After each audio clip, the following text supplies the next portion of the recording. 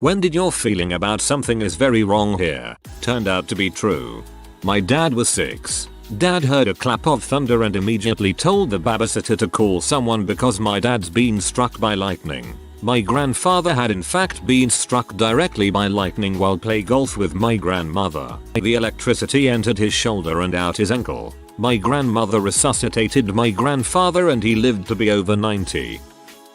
Exactly 1 year ago today, we finally headed to the NICU with our perfectly healthy, just sleepy baby daughter who'd been discharged from labor and delivery a week before. I have had one healthy baby. This baby, I knew something was wrong with her right away. She never cried, didn't open her eyes, didn't nurse, didn't have any reflexes. Somehow this didn't set off any red flags during our 2-day stay in the hospital after her birth. We were discharged and told that she was just sleepy because she was born at 37 weeks. Well, we ended up dripping milk down her throat for an entire week, waiting for her to come around. We took her to the pediatrician, had a home health nurse come, had a lactation consultant come. They all said the same thing.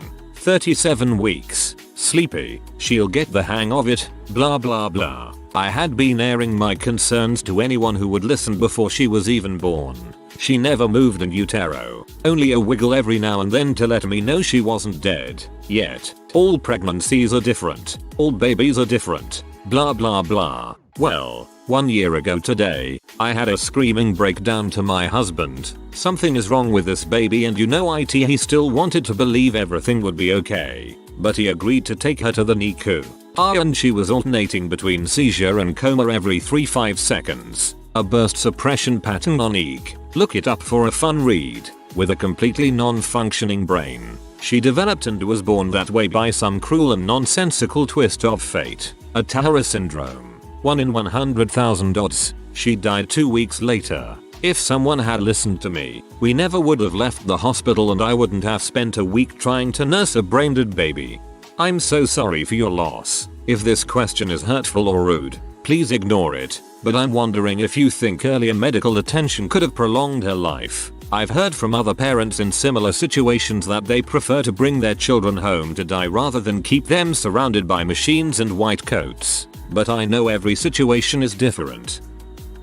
Woke up one morning and our Ozzy, a dog that slept every day of his 13 years on the bed with us, wasn't next to me. I felt a stab of panic that I tried to rationalize. He's just napping on the floor, or outside peeing, but it wouldn't go away. I got up and found him lying on the patio, but otherwise normal. That evening, though, he wouldn't eat. 24 hours later the vet suspected meningitis or something similar and we had to say goodbye. Such a gut punch. Even still.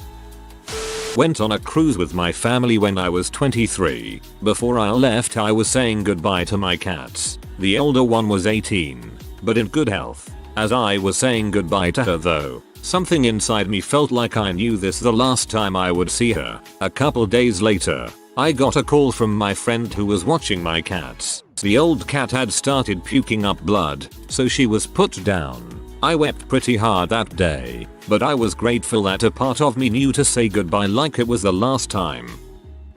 I befriended an elderly man after a middle school project about World War II. He served on the USS San Francisco, and I continued to visit with him weekly or so all the way through high school. His house was on the way home from school and I would often call to tell him I was coming and then drop by after practice. Being a 92-year-old man, he didn't have a ton going on, but occasionally had appointments and such that took him out of the house. One day I called and he didn't pick up the phone. Not super strange, given the aforementioned appointments, but I just had this sinking feeling in my chest that no matter how long I waited, he was going to pick up the phone. Got a call the next day from my middle school teacher, who also regularly checked in with him, telling me that he had passed away. I got to speak at his service and I'll always remember our time together. R.I.P. Gene.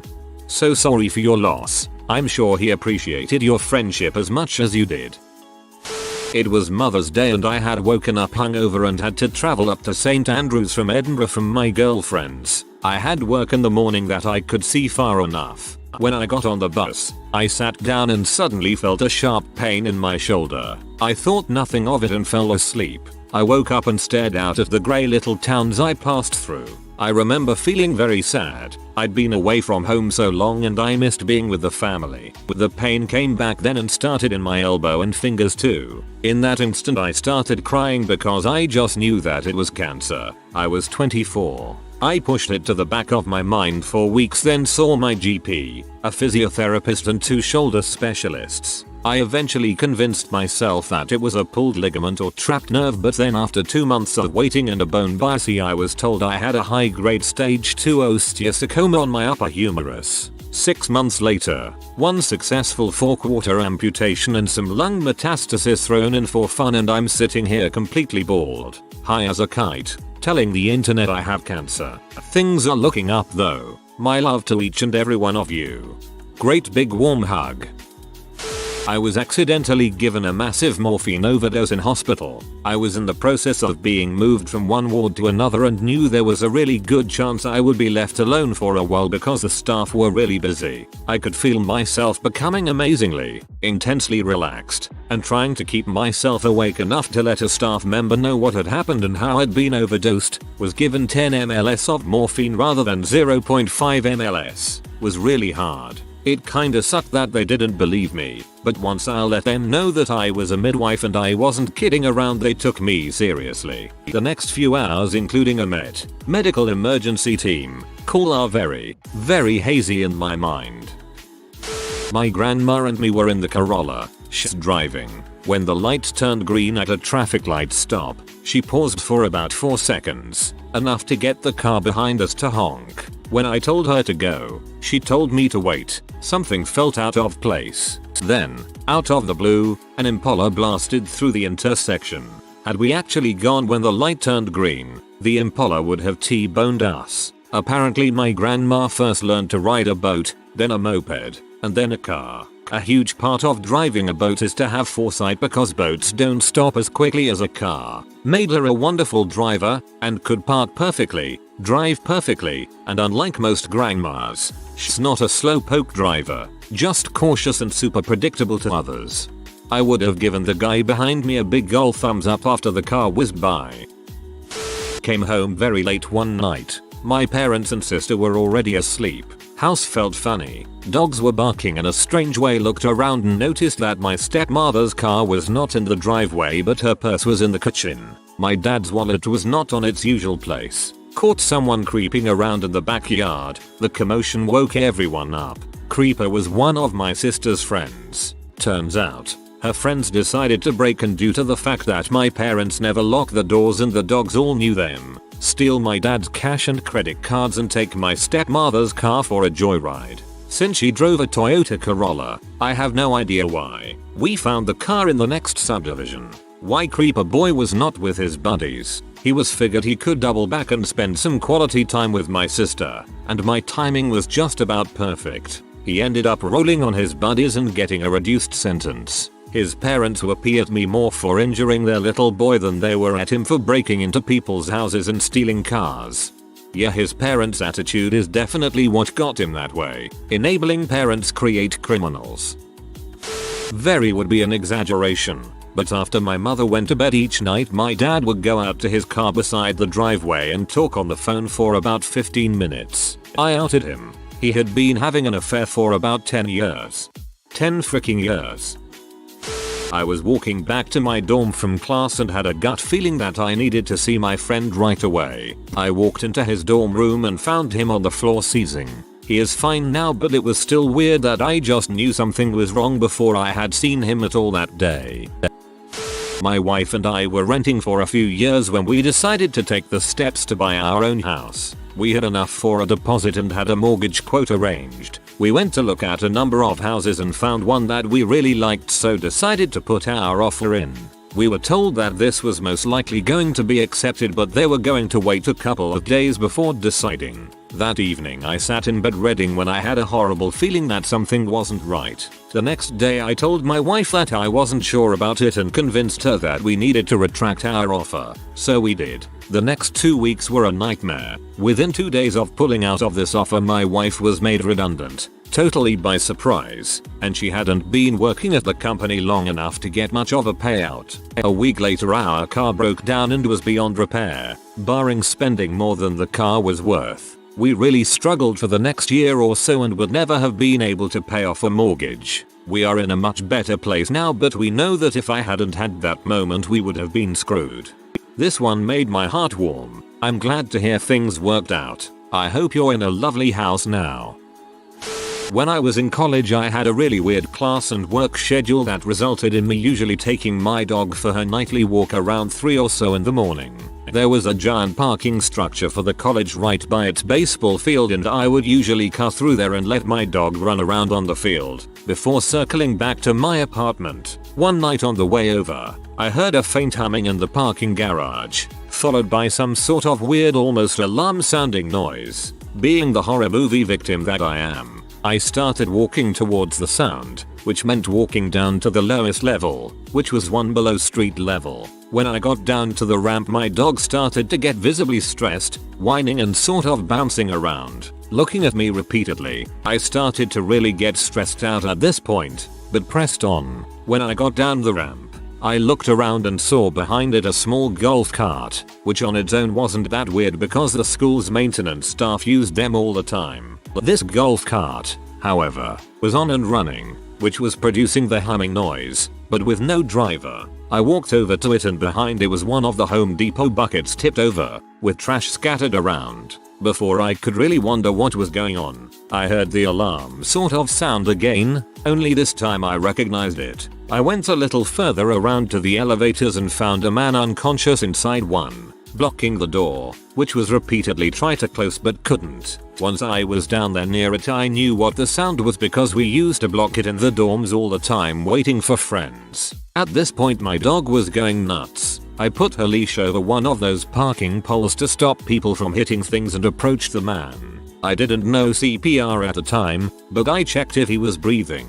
He was, so I quickly called 911. Fortunately I had service and the campus police station was literally a 2-minute walk from there. A couple police officers arrived quickly and began to administer CPR, and an ambulance arrived shortly after. I had to hang around for a while and explain what happened. The stressful part was not finding out if he was okay until several days later. I called the campus police station and they said they couldn't share his specific medical situation, but told me he was okay and would likely return to work at some point. I'm guessing he had a heart attack, but I'll never know for sure. I never saw him again. Your dog is like frick that guy.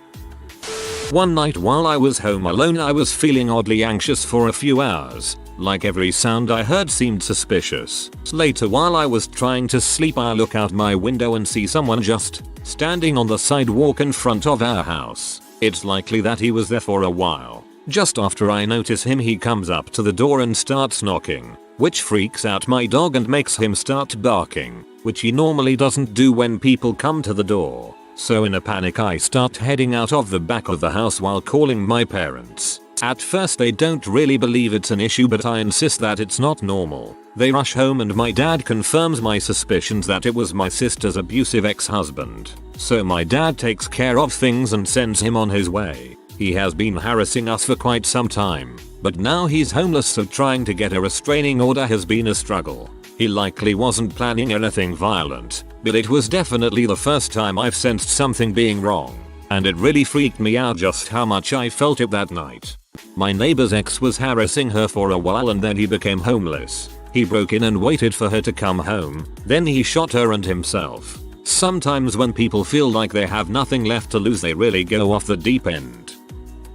I came down to my kitchen to find my mom's cup of tea sitting on the counter, full and ice cold. She was sitting at the bottom of the steps down to her room and she didn't look good. She told me she just got dizzy and needed to sit down. The more I pestered her, the more she told me not to worry, she just needed to lie down for a bit. When I checked on her a couple of hours later, she'd died in her sleep. I know something happened when she was making her tea. I just don't know what, but seeing it sitting there gave me a panicky feeling.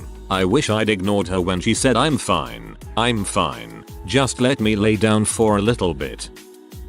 I've never told anyone this. When I was very little, I used to go visit my great-gran each week. One day, as we said goodbye, I kissed great gran on the cheek and a thought came through my mind that this was probably the last kiss I'll give her. I shook it off, but then she passed away, of course, before our next visit. I haven't thought about it too hard for years, but reading everyone else's stories just brought it back. I don't know what to do, say or think about it. It's really never happened again. This is a more recent one. Past 2 years I have been having this feeling that my mother or father was about to pass away, and as the days got closer and closer to 2018, I decided to act on those fears. At the time I was living and working overseas, and had a very bad relationship with my father. My sister also had an even worse relationship with him. Well, around this time last year I moved back to the USA to, above many other things, make an attempt at mending our relationship and to work hard to get my sister on board. And that feeling of dread that I would never talk to him again kept getting stronger and stronger. Eventually, earlier this year, we all did become closer. My father remarried at the age of 65. I couldn't attend the wedding, but my sister did. And for a second I kinda felt that maybe I was just acting on weird impulses. I talked to him right before his honeymoon to Jamaica, and he sounded excited and giddy as a kid, and that is mostly because he had never traveled outside the USA and was deathly afraid of airplanes. That was the last time I talked to him.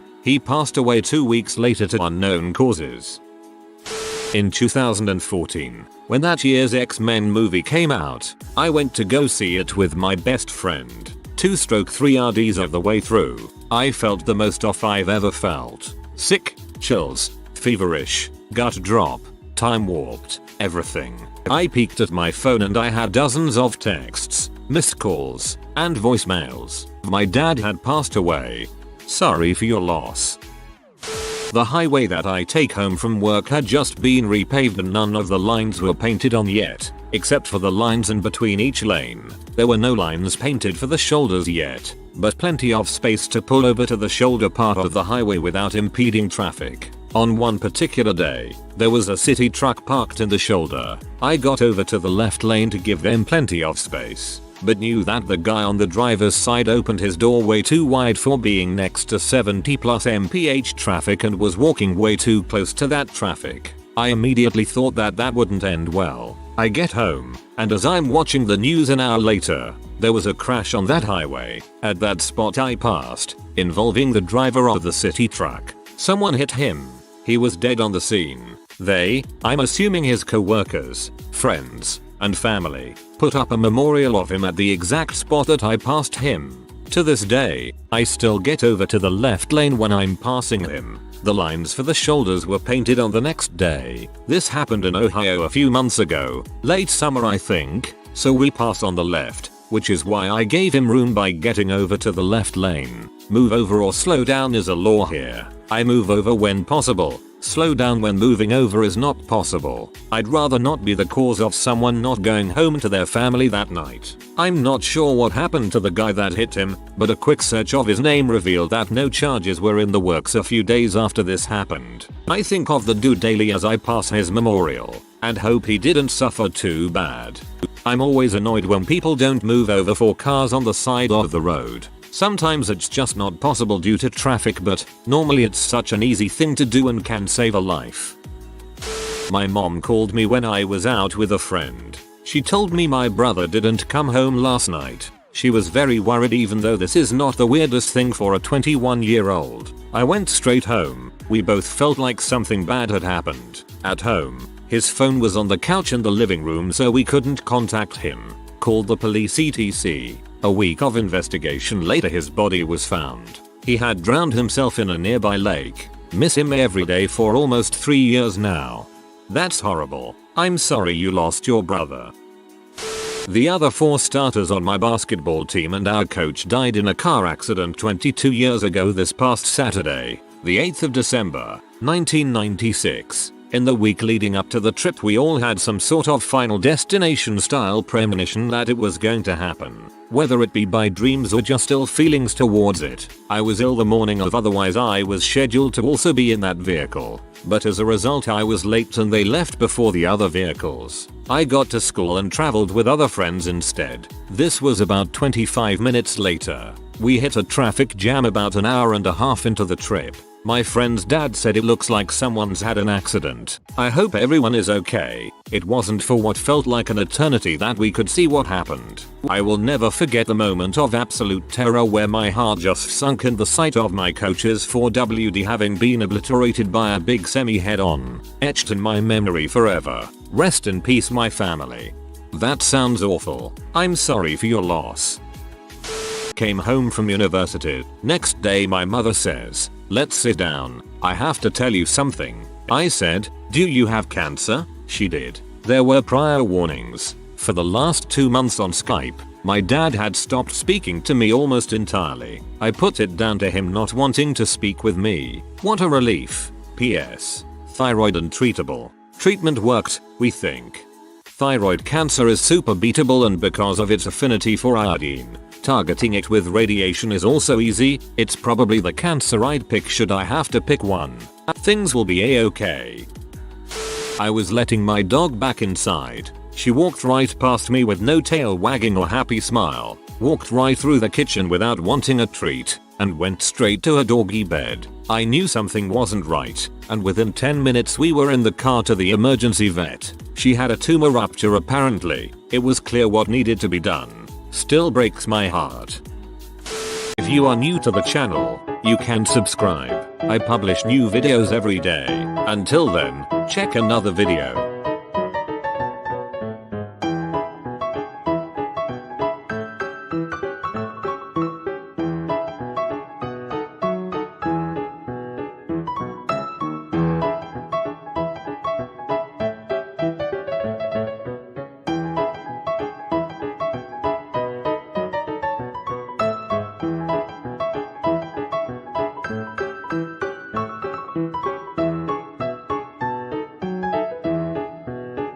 Bye for now.